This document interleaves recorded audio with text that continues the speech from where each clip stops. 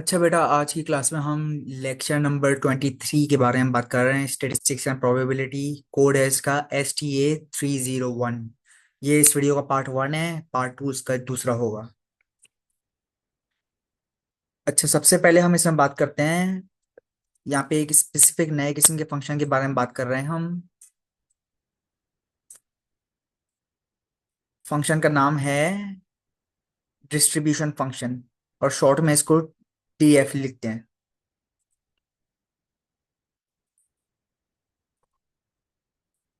अच्छा, आपको यहाँ पे फंक्शंस जो है और इनकी प्रोबेबिलिटी, अगर उसकी ऑलरेडी अंडरस्टैंडिंग नहीं है तो आप इसके पहले लेक्चर्स देखें पहले, उसके बाद आप इस लेक्चर तक पहुंचिए। पहली एग्जांपल जो इसमें बता रहे हैं, वो बता रहे हैं हेड्स और टेल्स की। इस लेक्चर में आप ये चार चीजें स्टडी करेंगे। आपके पास हैंड आउट है तो आप हैंड आउट को खोल के देख सकते हैं। हेड्स और टेल्स, अगर आपके पास तीन सिक्के हैं, हर सिक्के पे या फिर हेड जाएगा या फिर टेल जाएगा, कोई और चीज नहीं आ सकती। तो आपके पास क्या पॉसिबिलिटीज हैं, आपको उसका सेट बनाने हैं। यहाँ पे एग्जांपल दी हुई है।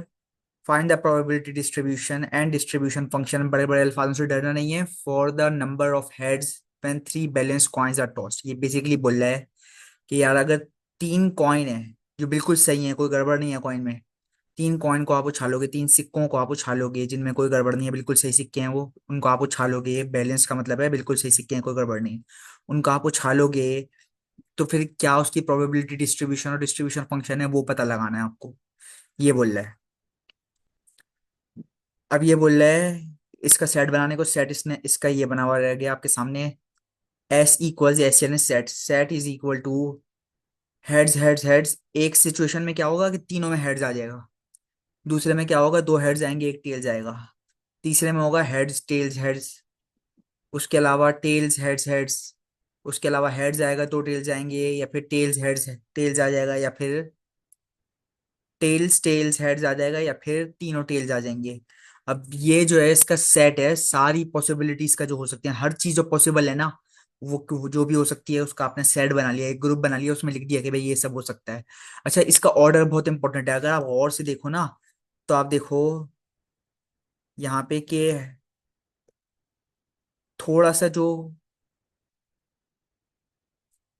ऑर्डर है ना वो मैटर करता है इस चीज का। आप देखो, अगर टेल्स है और टेल्स हेड्स है, तो इन दोनों में दो टेल्स हैं और एक हेड्स है। तो इसको दो दफा क्यों काउंट किया हुआ है? तो दो दफा इस वजह से काउंट किया हुआ है क्योंकि ऑर्डर सिक्कों का मैटर करता है। हम तीनों सिक्कों के बारे में बात कर रहे हैं। ऐसा नहीं कि जिस दिल अगर दो सिक्कों में हेड्स आ रहा है, एक दो सिक्कों में टेल्स आ रहा है, एक में हेड्स आ रहा है, तो वो एक ही बात हुई, ऐसा नहीं है। पहले सिक्के में टेल्स आ रहा है, दूसरे में हेड्स आ रहा है, और तीसरे में टेल्स आ रहा है, ये अलग बात है।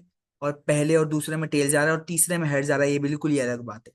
सही है। तो इन दोनों की प्रोबेबिलिटी आपको यहाँ पे डाल लिखनी है कि ये दोनों चीजें पॉसिबल हैं, कि भाई पहले और आखिरी में टेल्स आ जाएगा और बीच में हेड्स आ जाएगा, या फिर पहले दो में टेल्स आ जाएगा और आखिर में हेड्स आ जाएगा।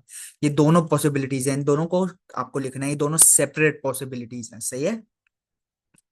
तो ये आपका जो है सेट बन गया। अच्छा, इसके बाद आप क्या करेंगे? आप बोलेंगे कि इसका प्रोबेबिलिटी फंक्शन कैलकुलेट करना है मुझको, कि भाई क्या चीज आ सकती है। यहाँ पे आप पढ़ें, let X be the random variable, यानी कि एक्स एक वेरिएबल है, एक्स की कोई भी वैल्यू हो सकती है। अब ये बोला है एक्स जो है वो डिस्क्रीट वेरिएबल है। सही है। तो यानी कि इसमें कोई, आप ऐसा नहीं बोल सकते भाई 0 से 1 के बीच में या 0 से 5 के बीच में सारी पॉसिबल वैल्यूज हैं, ऐसा नहीं है। जो आप वैल्यूज देंगे वही वैल्यू हो सकती है उसकी। तो ये बोला है let X be variable that denotes the number of heads.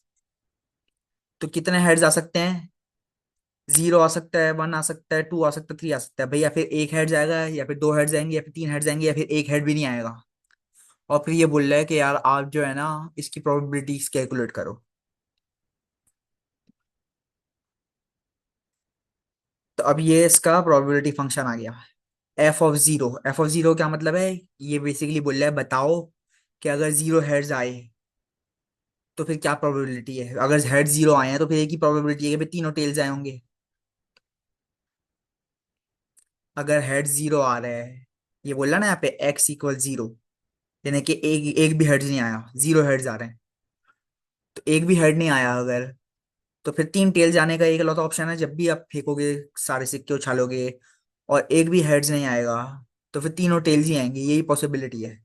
तो ये एक काउंटिंग हो गई इसकी कि भाई एक ही पॉसिबल और चॉइस है कि तीनों जो है ना, 1 आउट ऑफ 8, 8 पॉसिबल ना ये, 1 2 3 4 5 6 7 8, 8 पॉसिबिलिटीज हैं। इन 8 पॉसिबिलिटीज में से एक ही पॉसिबिलिटी है जो हो सकती है कि भाई तीनों टेल्स आ जाएंगे आपके पास।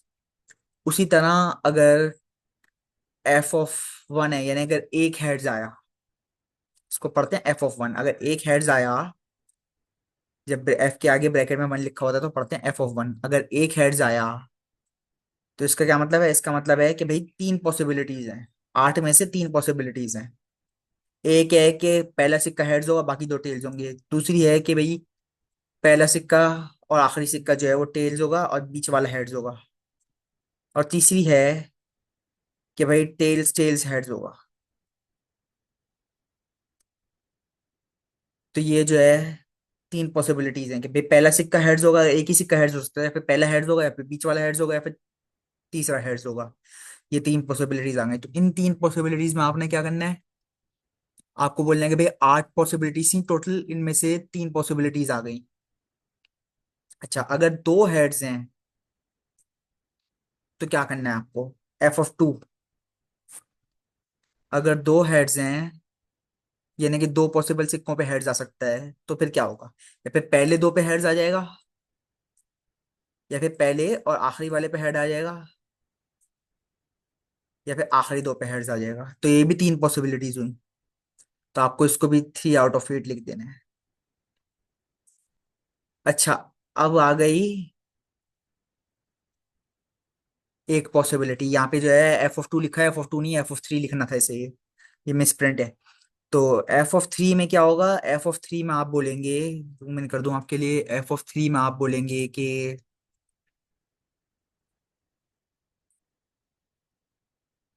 f(3) है, f(3) में आप बोलेंगे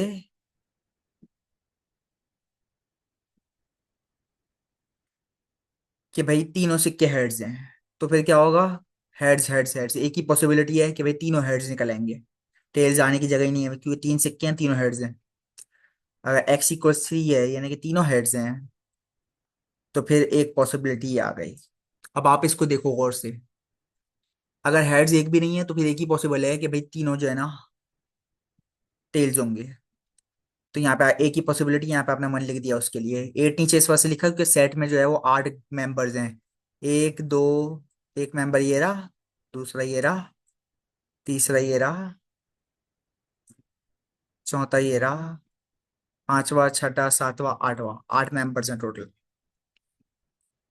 तो 8 मेंबर्स है ना, तो डिनोमिनेटर में हम हमेशा 8 लिखेंगे। ये जो फॉरवर्ड स्लैश है, इसके बाद हम हमेशा 8 लिखेंगे, क्योंकि सेट में 8 मेंबर्स हैं, 8 ही पॉसिबिलिटीज हैं बस। और उसके बाद आप क्या क्या लिखेंगे भाई? अगर एक भी हेड्स नहीं है तो टेल्स आ गया, एक ही पॉसिबिलिटी है, गारंटीड। अगर f(3) है, यानी कि x=3, यहाँ पे मिस प्रिंट है, याद रखिए हैंडआउट्स में। अगर x=3 है, तो फिर आप क्या लिखेंगे? आप लिखेंगे कि भाई तीनों हेड्स हैं, एक ही पॉसिबिलिटी है। तो अगर एक भी हेड्स नहीं है तो भी तीनों टेल्स आ जाएंगे, अगर तीनों हेड्स हैं तो भी एक ही पॉसिबिलिटी है, तीनों हेड्स आ जाएंगे। तो ये हो गए आपकी एक एक पॉसिबिलिटी मिला के दो। बाकी अगर एक हेड्स है तो तीन पॉसिबिलिटीज हैं, दो हेड्स है तो भी तीन पॉसिबिलिटीज हैं। तो 3/8, 3/8। अब इन तीनों को आप मिलाएंगे तो ये बन जाएगा 8/8, जो कि होता है 1। किसी भी प्रोबेबिलिटी फंक्शन का आंसर हमेशा ओवरऑल 1 आना चाहिए, 1 से बड़ा नहीं होना चाहिए। प्रोबेबिलिटी जो है वो हम उसका आंसर हमेशा 0 से 1 के बीच में होता है। तो 0 होगा, 0.1 होगा, 0.2 होगा, 0.25 हो सकता है, 0.29 हो सकता है, 0.3 हो सकता है, 4 हो सकता है, 0.5 हो सकता है, 0.54, 59 कुछ भी हो सकता है, 0.9999 भी हो सकता है, 1 हो सकता है। 1 से बड़ा कभी भी नहीं होगा, कभी भी 1.1, 1.2 ऐसा कुछ नहीं होगा। 0 से 1 के बीच में ही होगी प्रोबेबिलिटी हमेशा।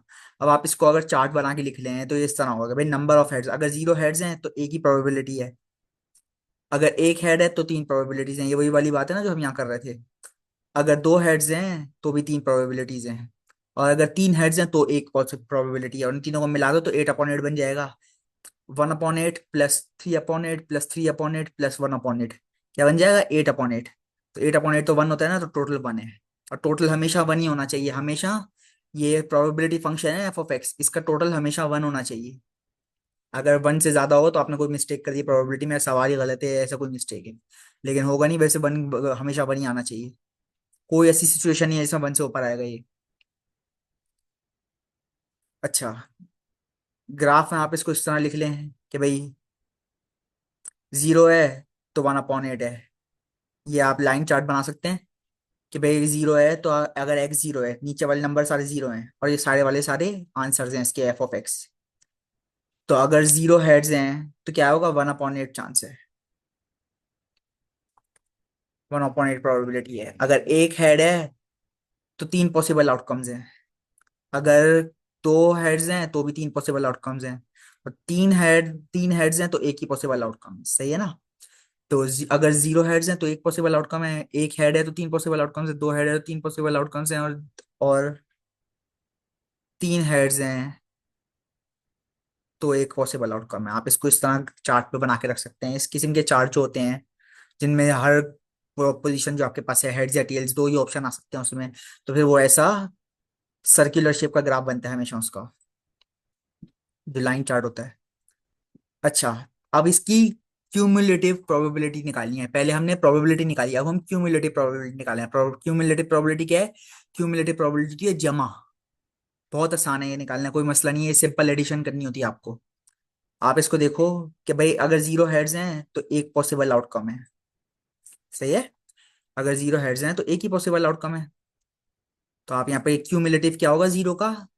f(x) जो है वो उसमें 0 डालोगे, यानी कि f के अंदर 0 डालोगे, f(0) बन जाएगा। x की जगह, यहाँ पे x की जगह 0 लिखोगे अगर आप, तो आंसर आएगा 1/8। अगर किसी को ये f(x) वाली नोटेशन नहीं आती तो पहले जाके बेसिक वीडियोस देखे, बेसिक अलजेब्रा वाली वीडियोस देखे।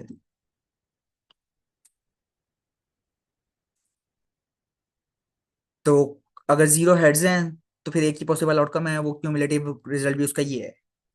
लेकिन अगर फिर एक हेड्स आ जाएगा तो क्या आएगा? प्रोबेबिलिटी क्या है? 3/8। ये हमने ऊपर बात की थी, यहाँ पे हमने बात की थी कि भाई एक हेड्स है तो 3/8 प्रोबेबिलिटी है। यहाँ ऊपर भी बात की कि एक हेड्स है तो 3/8 प्रोबेबिलिटी है। तो वही बात हम यहाँ पे कर रहे हैं, सेम चार्ट जो यहाँ पे बना हुआ था, ये सेम चार्ट है जो इस इक्वेशन से बनाया था हमने। ये सेम चार्ट है जो हम यहाँ पे बात कर रहे हैं इसके। 0 है, 0 हेड्स हैं, एक भी हेड नहीं आ रहा, तीन सिक्के उछाले एक भी हेड नहीं आया। तो क्या होगा? एक ही पॉसिबल चीज आउटकम है फिर कि भाई तीनों टेल्स आ जाएंगी। तो 1/8, 8 आउटकम्स में से सिर्फ एक ही पॉसिबल आउटकम है जो आएगी, वो है तीनों टेल्स आ जाना।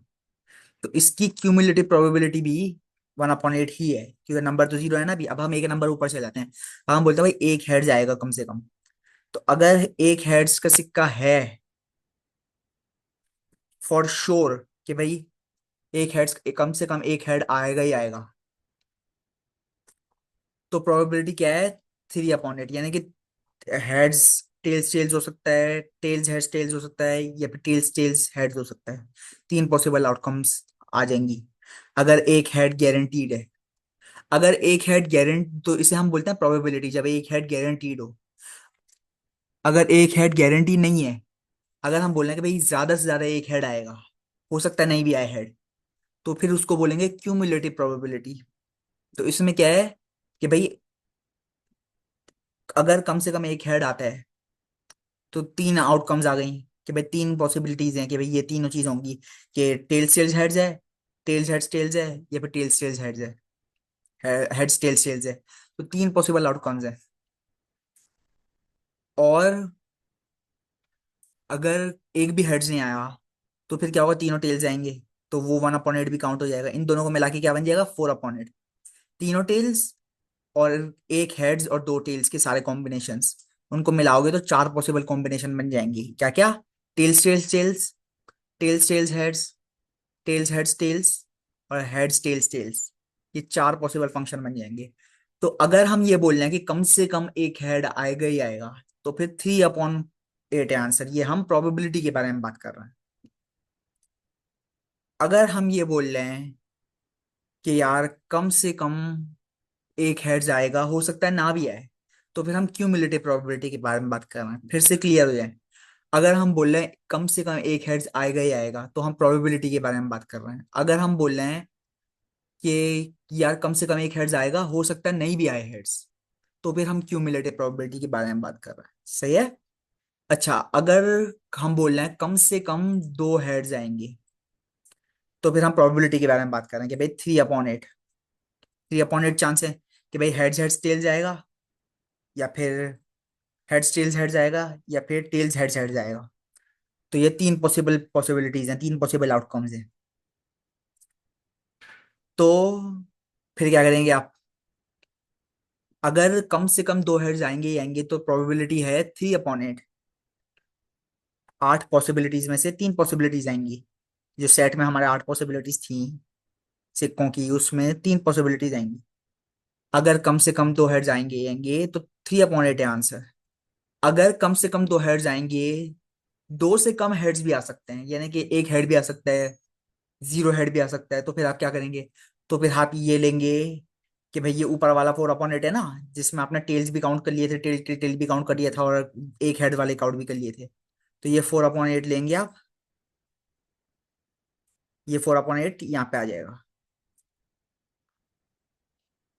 मैं आपके लिए मार्किंग कर दूं, ये 4/8 जो है ना यहाँ पे, ये है ना, ये कैलकुलेशन कर रहा है कि यार तीनों, अगर एक हेड होगा तो क्या आंसर आएगा, और अगर एक भी हेड नहीं और सारे टेल्स हुए तो क्या आंसर आएगा। इसका आंसर है ना ये 4/8। तो इस 4/8 को अब इस 3/8 से आप ऐड कर लो। इस 4/8 को इस 3/8 से आप ऐड कर लो, तो क्या आएगा? 7/8।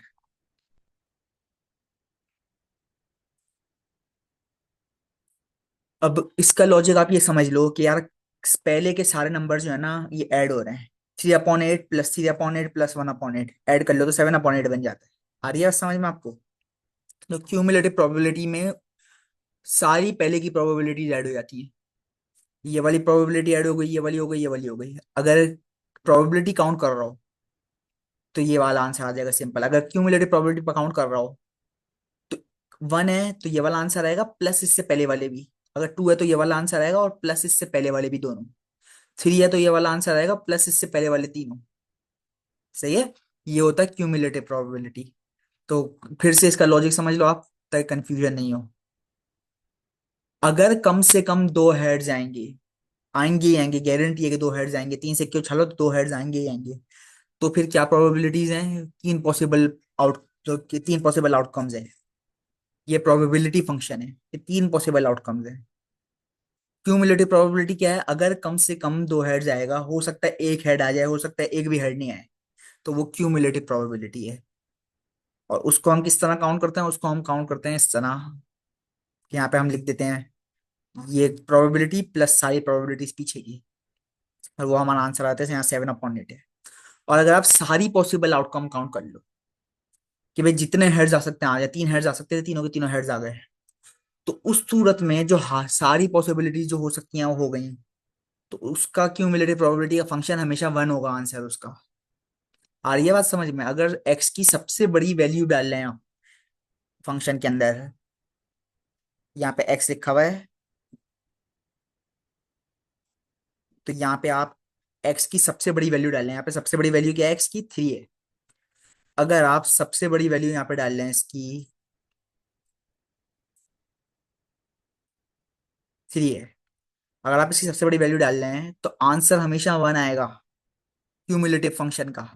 प्रोबेबिलिटी का नहीं, प्रोबेबिलिटी का आंसर कुछ भी आ सकता है, लेकिन क्यूमुलेटिव प्रोबेबिलिटी का आंसर हमेशा 1 आएगा, अगर आप एक्स की सबसे बड़ी वैल्यू यूज कर रहे हैं उसमें। तो यहाँ पे एक्स की सबसे बड़ी वैल्यू है 3, तीन हेड्स आ सकते हैं ज्यादा से ज्यादा। तो फिर इसका क्यूमुलेटिव प्रोबेबिलिटी आंसर क्या है? 1। प्रोबेबिलिटी क्या है? 1/8। कि भाई तीनों हेड्स हैं तो एक ही चांस है कि भाई तीनों ही हेड्स आएंगे, एक ही पॉसिबल आउटकम है। अगर आप गारंटी दे दो तीनों हेड्स आएंगे, तो एक ही पॉसिबल आउटकम है ना भाई, कि तीनों हेड्स आ जाएंगे। तो वो प्रोबेबिलिटी है। क्यूमुलेटिव प्रोबेबिलिटी हमेशा 1 होगी, क्योंकि ये सबसे बड़ा इनपुट है, तो सबसे बड़े इनपुट की आउटकम जो है वो हमेशा 1 होगी, आंसर हमेशा 1 होगा क्यूमुलेटिव प्रोबेबिलिटी का। ये फर्क आप समझ लो।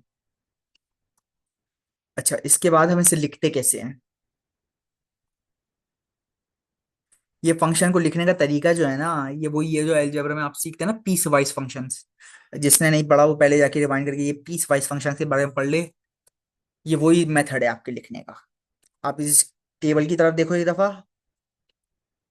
बोले ये है डिस्ट्रीब्यूशन फंक्शन। डिस्ट्रीब्यूशन फंक्शन में आंसर क्या क्या आ सकता है? डिस्ट्रीब्यूशन फंक्शन में आंसर आ सकता है 0, आंसर आ सकता है 1/8, आंसर आ सकता है 4/8।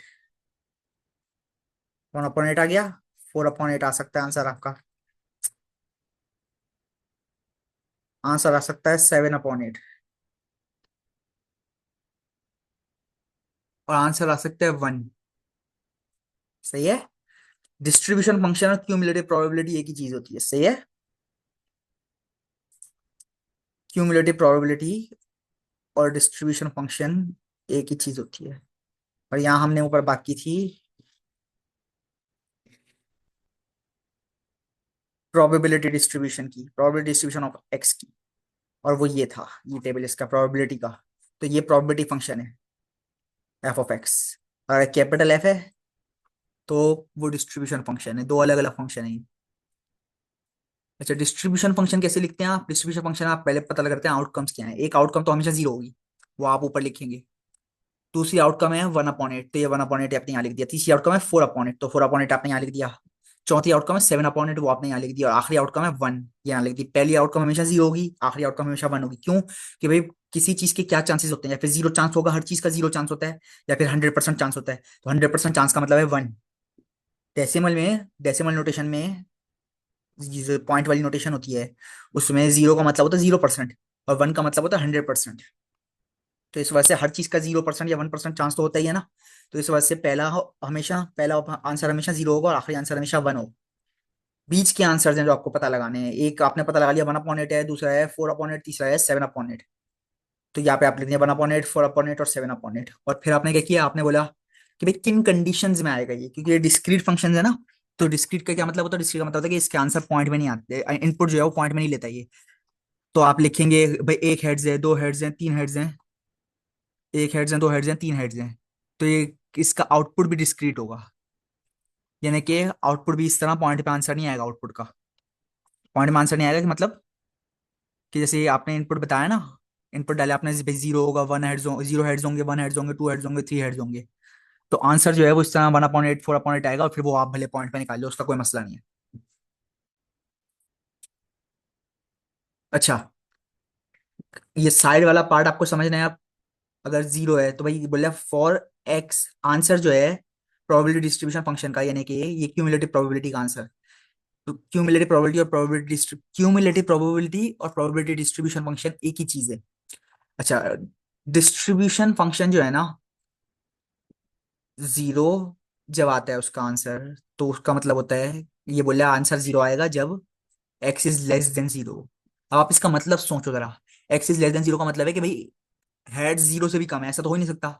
या फिर 3 हेड्स आएंगे, या फिर 2 हेड्स आएंगे, या फिर 1 हेड्स आएगा, या फिर एक भी हेड नहीं आएंगे।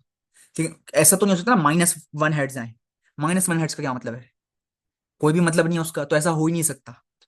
कम से कम 0 हेड्स आएंगे, या फिर एक हेड आएगा, या फिर 2 हेड आएगा, या फिर 3 हेड आएगा। यही हो सकता है, 0 से कम हेड्स नहीं आ सकते हैं।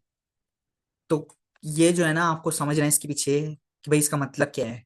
कि भाई आपके पास एक सेब है, दो सेब है, तीन सेब है, या फिर एक भी सेब नहीं है। लेकिन आप ये तो नहीं बोल सकते भाई मेरे पास -1 सेब है। क्या मतलब होगा उसका? भाई मैंने एक सेब उधार दे दिया किसी को। तो ऐसा नहीं बोलते हम प्रोबेबिलिटी की जबान में, हम माइनस में नहीं बात करते इनपुट में। तो हेड कम से कम 0 हेड आएंगे, वरना एक हेड आएगा, ये 2 हेड आएगा, 3 हेड आएगा। लेकिन 0 से कम हेड कभी भी नहीं आएगा। तो जब 0 से कम है, जब ये बोल रहा है कि एक्स इज लेस देन 0, यानी कि 0 से कम है हेड जाने वाला, तो आंसर हमेशा 0 होगा, यानी कि एक भी पॉसिबिलिटी नहीं है, आउटकम हमेशा 0 आएगी। तो जो ये बोल रहा है ना, वो ये है कि अगर तुम गारंटी देने को तैयार हो ना कि एक भी हेड्स नहीं आएगा, तो फिर जो ये बोल रहा है वो ये है कि अगर तुम गारंटी देने को तैयार हो कि माइनस में हेड्स आएंगे, तो फिर मैं गारंटी देने को तैयार हूं, मैं सिक्का उछालूंगा ही। तो मैं सिक्का उछालूंगा ही, तो आउटकम है 0। अगर -1 हेड्स आ रहे हैं तो मेरे पास तो ऐसा सिक्का ही नहीं, जैसे -1 हेड्स हैं, तो फिर आउटकम 0 है। यानी कि कोई भी आउटकम नहीं आएगी, कोई हेड टेल्स कुछ नहीं आएगा, क्योंकि मैं सिक्का उछालूंगा नहीं, क्योंकि मेरे पास ऐसा सिक्का ही नहीं है जिसमें -1 हेड आ सके। तो -1 हेड यानी कि लेस देन 0 -1 होता है। तो -1 हेड, -2 हेड, -3 हेड आ ही नहीं सकता। तो क्योंकि वो आ ही नहीं सकता तो मैं सिक्का उछाल ही नहीं सकता, क्योंकि मेरे पास तो सिक्के ही नहीं है। जब सिक्के नहीं है तो मैं उछालूंगा सिक्का, तो आउटकम क्या होगी? जीरो। यानी कि कोई भी कुछ भी नहीं होगा। जीरो आउटकम का मतलब है प्रोबेबिलिटी डिस्ट्रीब्यूशन फंक्शन में जीरो आउटकम मतलब कुछ भी नहीं होगा। अच्छा, अगर हम बोले कम से कम equal to zero, X is equal to zero और लेस देन वन, ये बोल रहा है कि भाई एक्स जो है वो जीरो और वन के बीच में है, या फिर जीरो भी हो सकता है। आप देखो और से, ये जो यहाँ पे सिंबल लगा हुआ है, ये लेस देन और इक्वल टू जीरो है। तो अगर ये बोल रहा है कि भाई आपने इनपुट दिया, यानी कि हेड्स आ रहे हैं जीरो से वन के बीच में, तो क्या नहीं आ सकते? या फिर जीरो आएंगे या फिर वन आएंगे, लेकिन यहाँ पे लिखते हैं ऐसे हैं प्रोबेबिलिटी में। तो फिर आप क्या लिखेंगे? आप लिखेंगे कि भाई या फिर जीरो हेड आएगा या फिर वन हेड आ सकता है। तो इसका बेसिकली ये जो यहाँ पे लिखा हुआ है ना, इसका बेसिकली मतलब है जीरो। लेकिन ये लिखने का तरीका है, जब भी यहाँ पे इसने लेस देन इक्वल टू लगाया हुआ है, क्योंकि लेस देन इक्वल टू का मतलब है इक्वल टू। तो ये बोल रहा है कि एक्स इज ये ग्रेटर देन इक्वल टू लगाया हुआ है इसने, कि X is greater than equal to zero. और क्योंकि ग्रेटर देन जीरो होने का मतलब होने के लिए फिर एक्स को वन होना पड़ेगा, क्योंकि हेड्स या फिर जीरो आएगा फिर वन आएगा, बीच में नहीं आ सकता। तो इस वजह से वो वन हो नहीं सकता। यहाँ पे इसने देखिए इक्वल टू वन नहीं लगाया हुआ, यहाँ पे खाली लेस देन वन लगाया हुआ है इसने, तो वन हो ही नहीं सकता वो। तो जब वो वन नहीं हो सकता तो फिर इक्वल टू जीरो ही हो सकता है सिर्फ।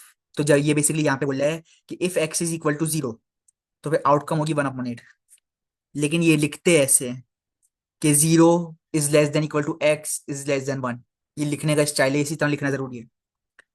अच्छा, फिर अगर कम से कम ये बोल रहा है एक हेड जाएगा लेस देन टू, तो टू इक्वल टू नहीं बोलेगा ना, यहाँ पे ये बोल रहा है, इसको आप क्लियर कर लो। यहाँ पे ये बोल रहा है इक्वल टू जीरो, यहाँ पे ये बोल रहा है इक्वल टू वन, यहाँ पे ये बोल रहा है इक्वल टू टू, और यहाँ पे ये बोल रहा है इक्वल टू थ्री। इसका ध्यान रख लो अगर। तो बेसिकली इसका मतलब ये बोल रहा है ये कि भाई अगर माइनस में हेड्स आ रहे हैं तो फिर तो मैं सिक्का उछालूंगा नहीं, तो जीरो आउटकम है। जब मैं सिक्का उछालूंगा तो कोई आउटकम ही है। अगर जीरो हेड्स हैं तो यानी मैंने सिक्के उछाले, तीनों टेल्स आ गई, एक आउटकम आ गई, वन अपॉन इट। अगर ये बोल रहा है कि भाई एक हेड आ रहा है कम से कम, डिस्ट्रीब्यूशन फंक्शन है ना, क्यूमुलेटिव प्रोबेबिलिटी डिस्टर्ब करता है, तो क्यूमुलेटिव प्रोबेबिलिटी के बारे में बात कर रहा है डिस्ट्रीब्यूशन फंक्शन, तो ये कम से कम वाली लैंग्वेज यूज कर रहा है। ये बोला अगर कम से कम एक हेड्स आ रहा है तो फिर फोर पॉसिबल आउटकम्स है क्या? तीनों टेल्स आएंगे, एक हेड आएगा, दो टेल आएंगे, पहला वाला हेड होगा बाकी वाले टेल्स होंगे, या फिर बीच वाला हेड होगा बाकी दोनों टेल्स होंगे, या फिर आखिरी वाला सिक्का हेड होगा और बाकी दोनों सिक्के टेल्स होंगे। तो चार पॉसिबल आउटकम्स हो गई। फिर ये बोल रहा है कम से कम दो हेड्स आएंगे, दो से कम भी आ सकते हैं। ऊपर से ने बोला था कम से कम एक हेड्स आएगा, एक से कम भी आ सकता है। और यहाँ पे ये बोले कम से कम दो हेड्स आएंगे, उस दो से कम भी आ सकते हैं, तो फिर सात पॉसिबल आउटकम्स हैं। सही है, सात पॉसिबल आउटकम्स हैं। इसमें खाली एक आउटकम जो रह जाएगी वो ये होगी भाई तीनों हेड्स नहीं आ सकते। वो नीचे वाले में कि भाई तीनों हेड्स आएंगे तो फिर एक पॉसिबल आउटकम ये होगी। तो इस तरह इस फंक्शन को लिखते हैं। तो इस फंक्शन का आंसर कैसे निकालते हैं? आंसर ऐसे निकालते हैं जब फंक्शन ऐसे लिखा हो तो आप बोलो भाई हेड्स कितने आए हैं। अगर हेड्स आए हैं तीन, तो ये आखिरी वाले में देखो भाई X is equal to three लिखा हो ना यहाँ पे, एक्स इज ग्रेटर देन और इक्वल टू थ्री लिखा हुआ है। ग्रेटर देन थ्री तो हो ही नहीं सकता, एक्स थ्री होगा बस। तो अगर आपको पता है कि तीन हेड्स आएंगे मिनिमम, तो फिर आप जाएंगे यहाँ पे वन पे कि भाई एक पॉसिबल आउटकम है। अगर आप बोलेंगे आप बोलेंगे भाई फुल जो है ना 100% प्रोबेबिलिटी है कि तीनों आ गए हैं उसके, ये डिस्ट्रीब्यूशन फंक्शन का आंसर आ जाएगा one. Capital F of x, ये आपका डिस्ट्रीब्यूशन फंक्शन है, इसका आंसर आ जाएगा वन। अगर आप बोलेंगे कि भाई दो हेड्स आए हैं तो फिर आंसर आएगा सेवन अपॉन एट। अगर आप बोलेंगे एक हेड्स आया तो आंसर आएगा फोर अपॉन एट। अगर आप बोलेंगे भाई जीरो हेड्स आएंगे तो आंसर आएगा वन अपॉन एट। और अगर आप बोलेंगे कि भाई जीरो से भी कम, माइनस में है आंसर, तो वो तो हो ही नहीं सकता, तो फिर आंसर आएगा जीरो। ये इसको इस तरह पढ़ना है, बहुत सिंपल है, कंफ्यूजन की कोई बात नहीं। आप इसको बस इतना पढ़ना सीख लो कि यार अगर तीन हेड्स आएंगे तो आंसर वन है, अगर दो आएंगे तो आंसर सेवन अपॉन एट है, अगर एक आएगा तो आंसर फोर अपॉन एट है, और अगर जीरो आएगा तो आंसर वन अपॉन एट है, और अगर लेस देन जीरो है यानी कि आपका एक्स है, एक्स की वैल्यू जीरो से भी कम है, तो फिर आंसर है जीरो। ये इक्वल टू वाला निशान है ना जो greater than equal to less than equal to के ये नीचे जो है, इसको ध्यान रखना है बस आपको। ये लिखते इस तरह है लेकिन मेन चीज ये होती है कि इक्वल टू किस नंबर से है ये। अच्छा, अगर आपको ये अच्छी तरह समझ में आ गया है तो फिर अगली चीज आप देखेंगे,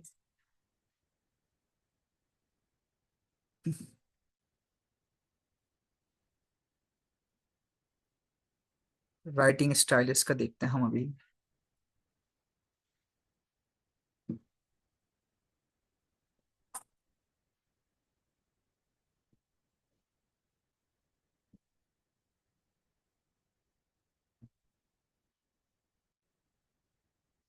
ये सारे टेबल जो एक्स्ट्रा दिए मैं आपको नोट्स में, इंपॉर्टेंट नहीं है, वही चीज़ है जो मैं अभी आपको समझा रहा था।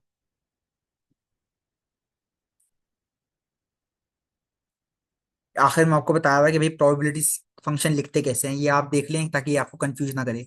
ये वही चीज़ें हैं जो अभी हमने डिस्कस की थी, अभी हम इनको डिस्कस करते हैं आके। इनको लिख के लिखा हुआ जो फंक्शन है ये, इसको पढ़ते कैसे हैं आप, ये आप अच्छी तरह देख लो। ये जो है ये आपका डिस्ट्रीब्यूशन फंक्शन है।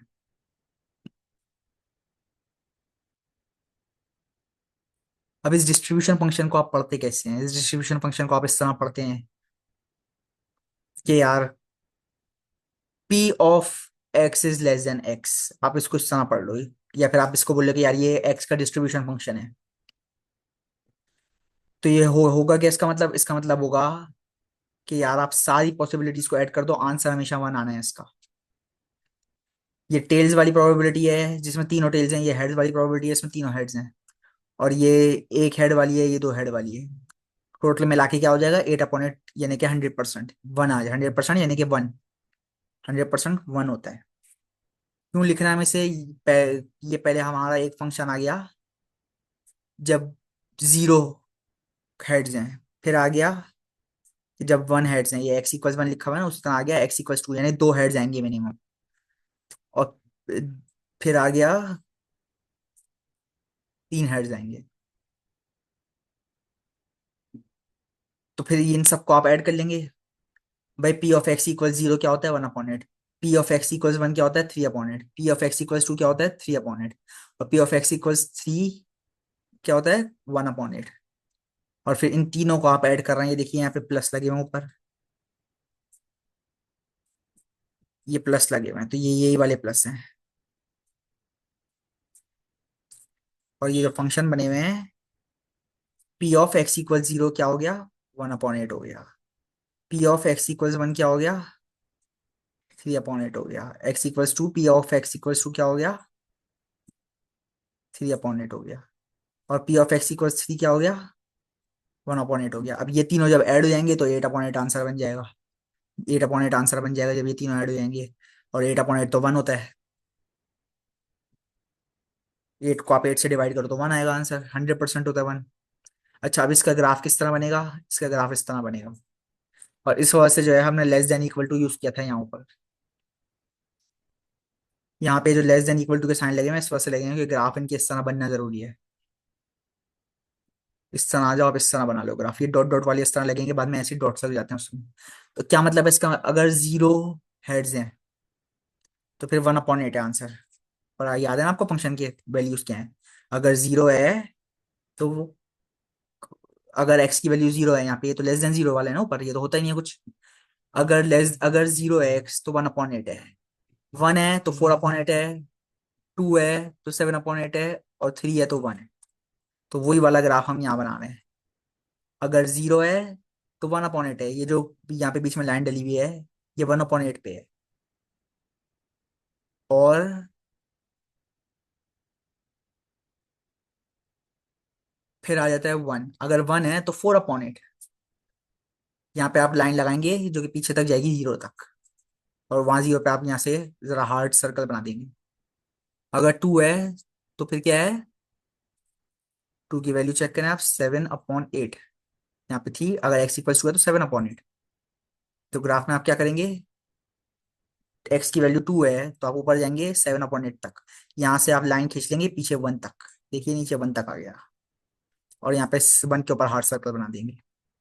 उसी तरह अगर थ्री है तो फिर आंसर है वन, तो आप ऊपर जाएंगे, अगर एक्स की वैल्यू थ्री है तो एफ ऑफ एक्स का आंसर है वन। तो वन से आप लाइन पीछे खींचेंगे टू तक, और उसके अगर आगे और कोई ऑप्शन नहीं होगा तो फिर आप वो एरो यहाँ से आगे तक खींच देंगे और यहाँ से पीछे तक खींच देंगे। तो इस तरह इसका ग्राफ बन जाता है। पॉइंट्स आप ढूंढें, पॉइंट्स आप लगाएं, फिर पिछले पॉइंट तक लाइन खींच दें, और उसके बाद जो आखिरी पॉइंट है उससे आगे एरो खींच लें, जो पहला पॉइंट है उससे पीछे एरो खींच लें। अब ये जो एरोज है ना, ये जो हार्ड वाले पॉइंट सर्कल्स बनाए आपने, इनके बीच में आप ऐसे डैश लाइंस लगा दें, डॉट डॉट डॉट वाली लाइंस लगा दें, डैश वाली लाइंस लगा दें, इस तरह आसान लगेगा। अच्छा, अब हम जो है वो क्लॉक एग्जांपल काउंट करते हैं, क्लॉक वाली एग्जांपल देखते हैं।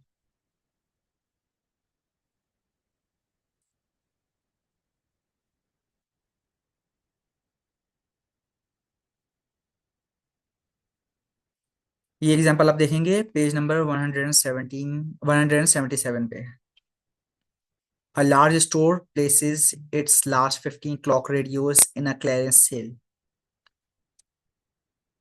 अननोन टू एनीवन, किसी को भी नहीं पता कि पांच रेडियो जो है वो डिफेक्टिव हैं। एक रेडियो स्टोर था, उसमें पांच वो घड़ियां थी, क्लॉक रेडियो था।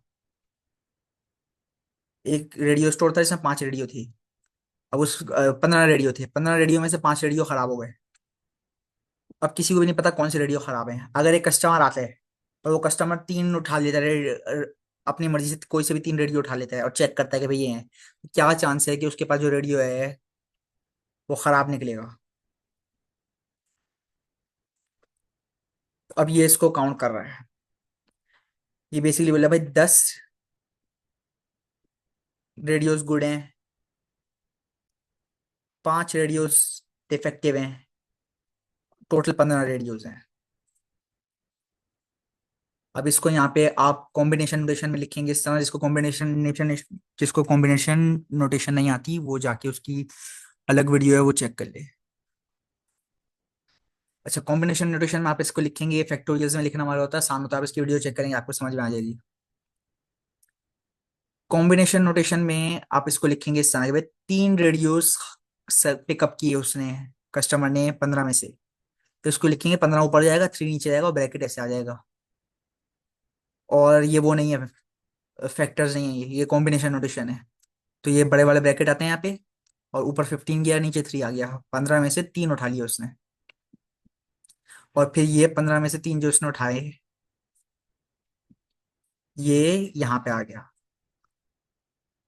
और फिर क्या हुआ, क्या चांस है कि भाई ये 10 जो रेडियोज हैं, total number of ways selecting three good radios and no defective radio, यानी कि एक भी डिफेक्टिव रेडियो नहीं उठाएगा। क्या चांसेस हैं भाई, 10 गुड रेडियोज हैं उसमें से तीन उठाए, तो 10 गुड रेडियोज में से तीन उठा लिया इसने। और ये यहाँ पे आएगा मल्टीप्लाई होके, पांच गुड रेडियोज में से, पांच बैड रेडियोज में से एक भी नहीं उठाया इसने। ये इस तरह हो जाएंगे, 10 गुड रेडियो और पांच बैड रेडियो, टोटल 15 रेडियोज हो जाएंगे। तीन उठाए इसने 10 गुड रेडियोज में से, और जीरो नहीं उठाया बिल्कुल भी। तो ये बेसिकली बोल क्या रहा है कि यहाँ पे अगर आप आ जाओ, probability of X equal zero, यानी कि इसने एक भी बैड रेडियो नहीं उठाया है। उसकी प्रोबेबिलिटी क्या है, probability of X equal zero. इसका मतलब है कि जो कस्टमर आया उसने 15 में से तीन रेडियो उठाए, तो क्या चांस है कि उसने एक भी बुरा रेडियो नहीं उठाया, तीनों के तीनों जो रेडियो उसने उठाए वो अच्छा है। ये बोल रहा है कि भाई चांस है 0.26। किस तरह ये इसने कॉम्बिनेशन नोटेशन इस्तेमाल करके पता लगाया है।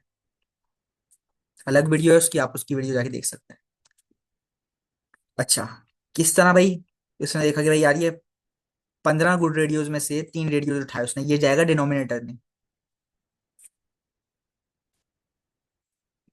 15 गुड रेडियोज में से तीन रेडियोज उठाए, ये डिनोमिनेटर में जाएगा। अब ये पूछ रहा है कि भाई क्या चांस है कि उसने तीनों जो है ना अच्छे वाले उठाए हैं। तो भाई 10 अच्छे वाले हैं, वो लेफ्ट वाले ब्रैकेट में जाएगा, और उसके नीचे जाएगा तीन उठाए हैं उसने, 10 में से 10 अच्छे वाले में से तीन उठाए हैं। और बुरे कितने वाले हैं, बचे कितने, पांच, 10 में से बच गए पांच। तो पांच ही जाएगा, उन पांचों में से उसने एक भी नहीं उठाया। और ये इस तरह नोटेशन लिख दी जाएगी। अब आप इस नोटेशन को सॉल्व करेंगे ना अगर फैक्टोरियल फंक्शन सिस्टम इस्तेमाल करके, तो आंसर आएगा 0.26। तो ये बेसिकली बोल रहा है कि भाई अगर स्टोर में आप घुसो और 15 रेडियोज में से तीन उठा लो, अब उस तीन में से वो जो 15 थे उनमें से कोई से भी तीन रैंडम थे, आपको नहीं पता, कोई से भी तीन रैंडम थे वो खराब थे। सॉरी, पांच रैंडम खराब थे। अब 15 में से पांच खराब थे रैंडमली, आपने उनमें से कोई से भी तीन उठा लिए। तो चांसेस क्या हैं कि आपने तीनों जो उठाए वो तीनों की तीनों सही हैं, खराब वाला एक भी नहीं उठाया आपने। तो ये बोल रहा है चांसेस हैं 0.26, यानी कि 26%। 26% चांस है कि भाई जो तीनों रेडियोज आपने उठाया 15 में से वो तीनों की तीनों सही हैं।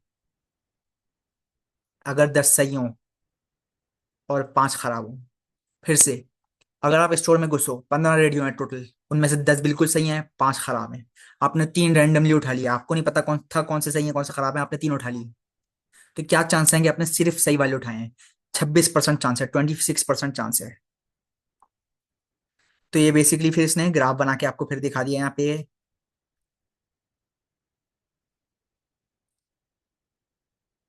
ये बोल रहा है कि भाई अगर आपने एक भी नहीं उठाया, जो आपका सैंपल है जो आपने उठाया है रेडियोस, उसमें आपने एक भी नहीं उठाया गलत वाला, खराब वाला, क्या चांस है? 26% चांस है। अगर आप रैंडमली तीन उठा लो, 26% चांस है कि भाई आपने एक भी गलत नहीं उठाया। 49% चांस है कि आपने एटलीस्ट एक गलत उठाया है। 22% चांस है कि आपने दो गलत उठा लिए। और 0.02 यानी कि सिर्फ 2% चांस है कि आपने तीनों के तीनों गलत उठाए हैं। तो अगर आप एक स्टोर में घुसो, 15 रेडी हो उसमें, पांच खराब हो, 10 सही हो, आपको नहीं पता कि भाई कौन से खराब है कौन से सही है, आपने तीन उठा लिए रैंडमली, तो कम से कम आपने तीन, कम से कम क्या चांस, अगर आपने तीन रैंडमली उठा लिए, क्या चांस है कि तीनों खराब हैं? 2% चांस है कि तीनों खराब हैं। बहुत रेयर चांस है, 2% चांस है तीनों खराब हैं। क्या चांस है कि कम से कम दो खराब हैं? 22% चांस है कि कम से कम दो खराब हैं। क्या चांस है कि भाई एक ही खराब है? 49% चांस है कि एक ही खराब है। कम से कम एक खराब है, 49% चांस है। कम से कम नहीं, सॉरी, एक ही खराब है, 49% चांस है उसका। दो खराब है, 22% चांस है उसका। और तीन खराब है उसका, 2% चांस है खाली। फिर से, स्टोर में घुसे आप, 15 रेडियो थे, 10 रेडियो सही हैं, पांच खराब हैं, आपने रैंडमली तीन रेडियो उठा लिए। क्या चांस है क्या आपने तीनों सही उठाए हैं, यानी कि जीरो खराब उठाए हैं? 26% चांस है कि आपने तीनों सही उठाए हैं। 49% चांस है क्या एक गलत उठाया है, दो सही उठाए हैं। 22% चांस है कि दो गलत उठाए हैं और एक सही उठाया है।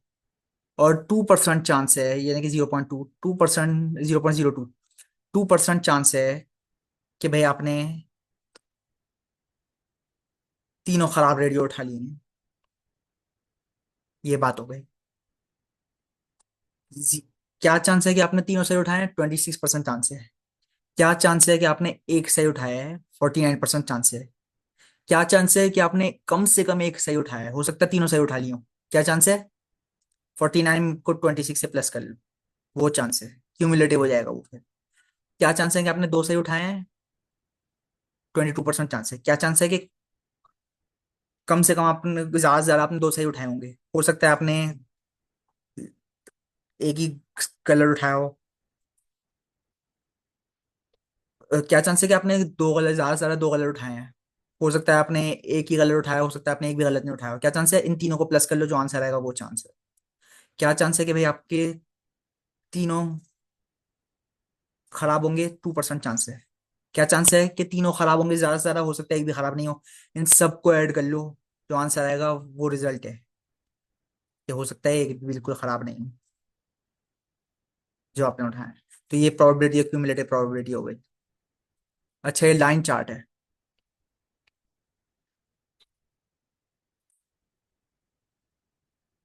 लाइन चार्ट, आप इस ग्राफ को देख के इसी तरह लाइन चार्ट बनाएंगे कि भाई जीरो है, अगर क्या क्या चांस है कि भाई आपने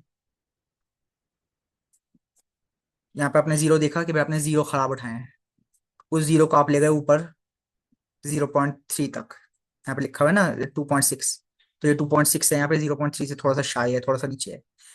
एक खराब उठाने का क्या चांस है? ऊपर ले गए आप 4.9 तक, 4.9 यहाँ तक है, ऑलमोस्ट 0.5 तक जा रहा है। इसी तरह आपने इसको ग्राफ को देख के ये लाइन चार्ट बना लिया।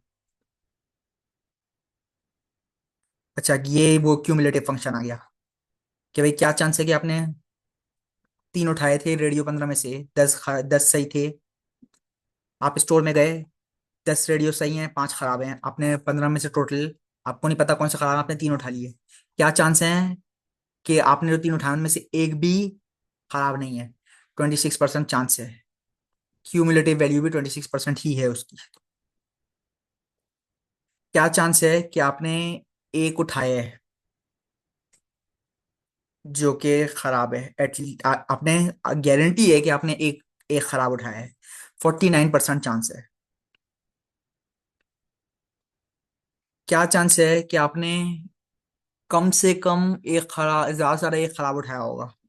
हो सकता है वो भी नहीं उठाया, हो सकता है तीनों सही हो। उसका चांस है 75%। कैसे? ये 49 को 26 से प्लस कर लो आप।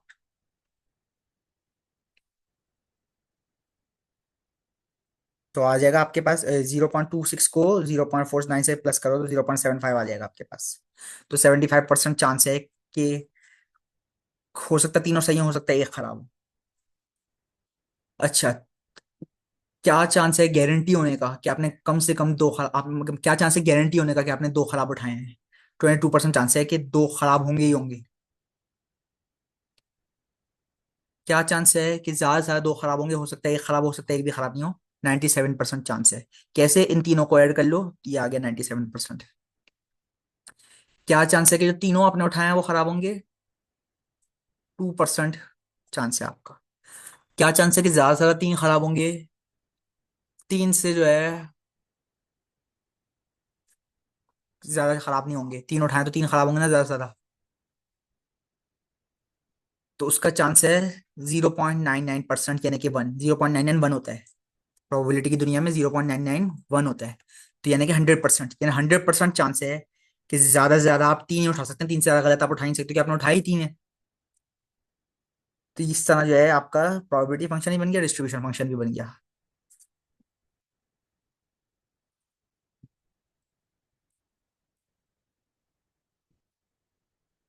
अच्छा, बाकी के लिए आप वीडियो का पार्ट 2 देखें।